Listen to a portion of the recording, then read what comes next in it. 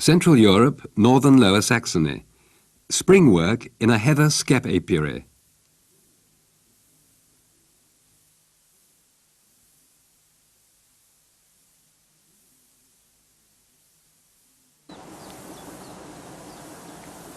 In the region of cultivated heathland between Bremen and Hamburg, in Langenfelde near Sittensen, lies the farmstead of the head beekeeper Georg Klintwort. His speciality is skep beekeeping. A large skep stand is directly adjacent to the house, the L-shaped home apiary with space for 270 skeps. This is where the majority of the standing stocks spend the winter. Its orientation to the east and the south provides them with a maximum of sunshine. During the winter, the entrances of the skeps are shaded from the sun to prevent the bees being tempted out too early in the year. In March, if the weather promises to stay warm, the beekeepers remove the sunshades. Now it is time for the cleansing flight, during which the bees rid themselves of the excreta from their winter feed. The large-scale beekeeper also needs several big outstands for his 700 winter stocks. They are located on the periphery of the cultivated land, close to the virgin moorland with its sprinkling of birch, alder and willow trees. Closest to the farm is the outstand near Marschhorst. Its rectangular closed construction provides the skeps with a maximum of protection against wind and weather. Many of the beekeepers' seasonal tasks are performed in this rectangular space.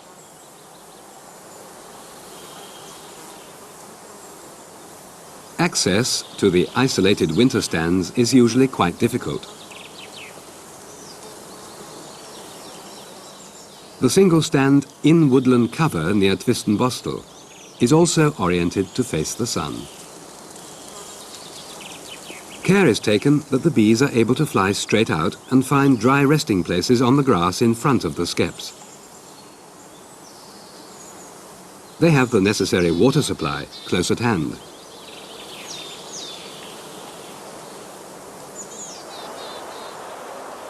The first spring feeding is provided by hazel, willow and alder close to the winter stands.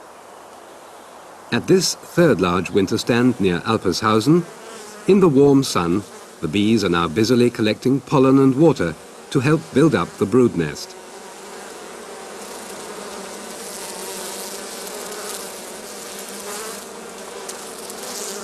By mid-April, it's time for Georg Klintwort to prepare the skeps for the spring migration.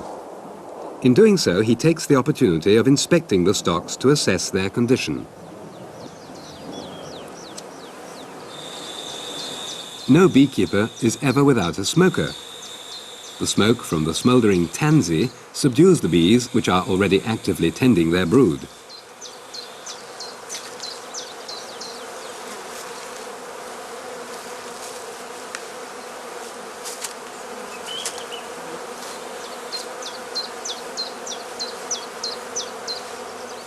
Covering cloths made from gauze or curtain netting are used to seal off the mouth of the skep during transport. They are bee-tight while allowing air to circulate.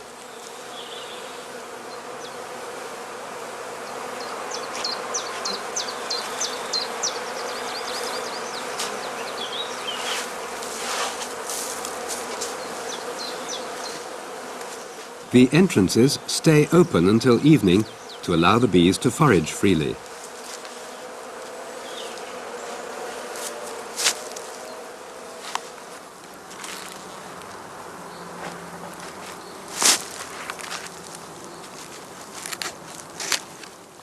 The cloth must not come loose during the long journey.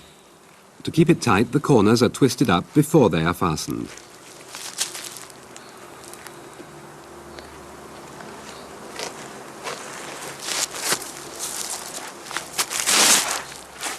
On the shelves, beneath each skep, wax covers gnawed off the food cells and dead bees have been collecting throughout the winter. To the beekeeper, this debris is an indicator of the remaining food supplies in the skep and the population of the stock.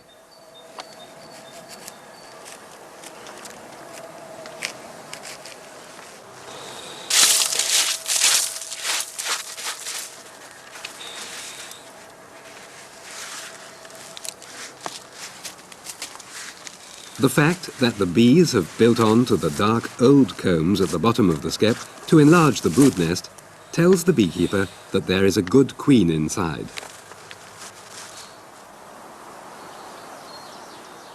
While inspecting and preparing his stocks, the beekeeper is assisted by another beekeeper and an apprentice. The colonies that have been assembled at only a few stands for overwintering are now going to be transported in small batches to better nectar and pollen yielding areas. The majority of them, including the best stocks, are to be set up in the Alter Land. This extensive fruit-growing area between Stade and Hamburg to the south of the Elbe is the preferred spring migration place for the heathland beekeepers. To the back of the large Altländer farmhouses, the orchards of the fruit growers extend over a large area. In groups of up to 20 skeps, or singly, the winter stocks are now distributed on small migration stands. The skeps are put out immediately on arrival in the early morning.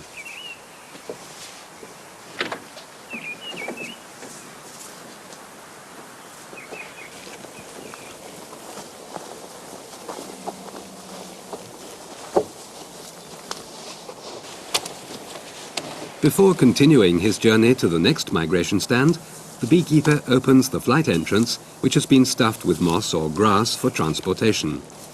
This allows the bees, as soon as they have arrived at the new site, to set out on their first orientation flight.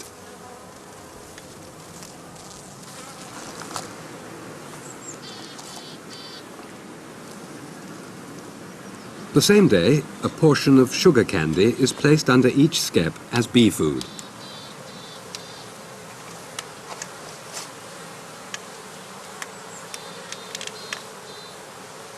Shallow beechwood dishes with 3 carved feet are traditionally used for this purpose. The feet prevent the bees from gluing the dishes to the shelf with propolis and wax.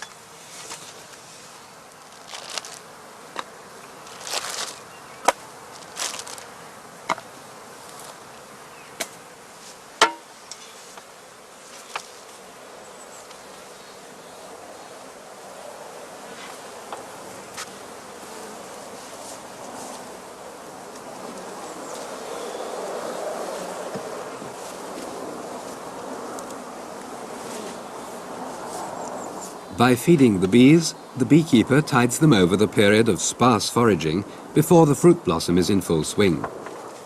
He prevents the stocks from being delayed in their early spring development. If food were in short supply, the bees would build fewer brood cells and thus interfere with the queen's egg-laying activity.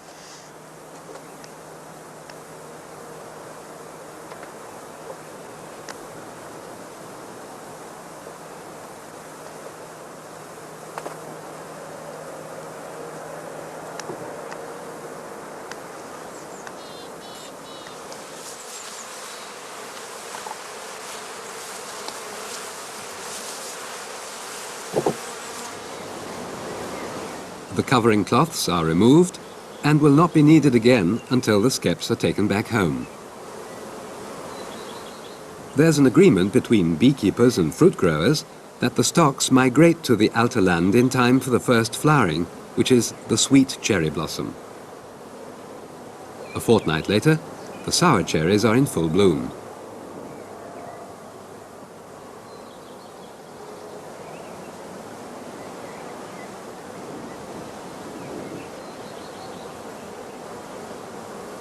Pollen is collected into the pollen baskets on the bees' hind legs.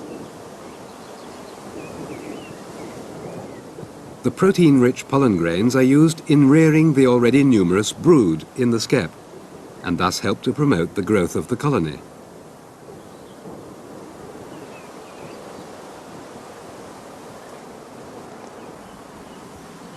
The sugary nectar yielded by the blossoms is the source of energy for the bees in the skep. When the sour cherry blossom is over, the last blossoms to be worked by the bees in the Alter Land are pear and apple. In mature orchards, these trees are planted in long rows, often alternating with one another.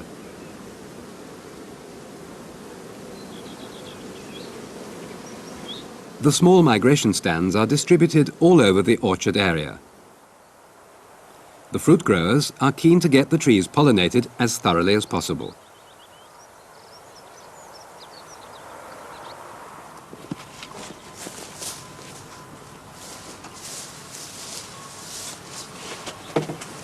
Once a week, the beekeeper inspects the stocks in the migration stands.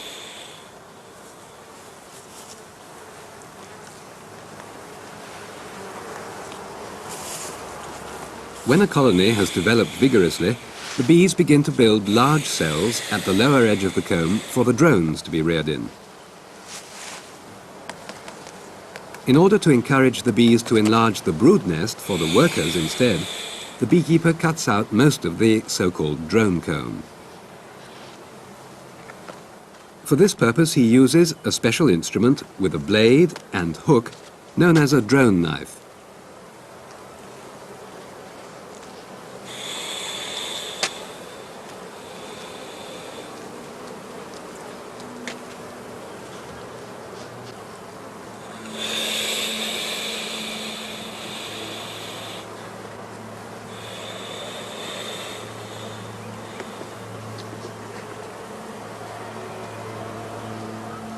The pieces of comb removed in this operation are collected for melting down to wax at a later date.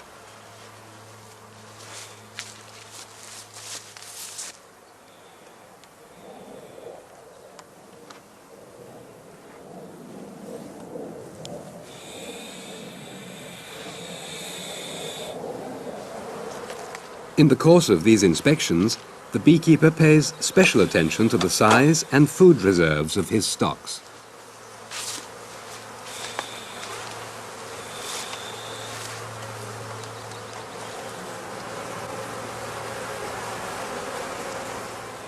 In good years, when the bees have lots of natural food, some of the sticky candy remains behind on the feeding dish. In years like this, the colony develops at a rapid rate, and the first queen cells signal the colony's readiness to swarm. A premature queen cell is being removed here as well.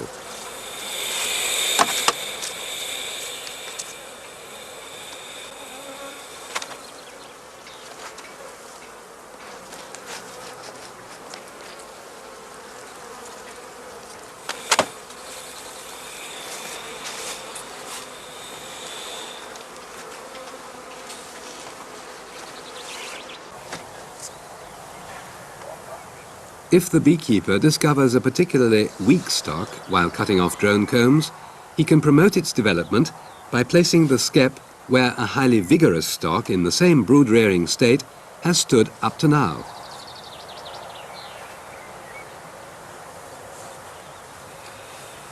As the foraging bees always return to their accustomed location, this enables the beekeeper to equalize his stocks.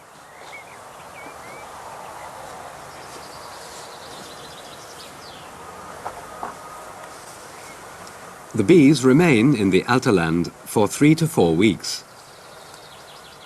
Their pollination activities are so important for the fruit harvest that the local fruit growers pay a fee for every stock that is placed in the orchards, whereas the beekeeper is interested in the rich early nectar and pollen yield for his colonies.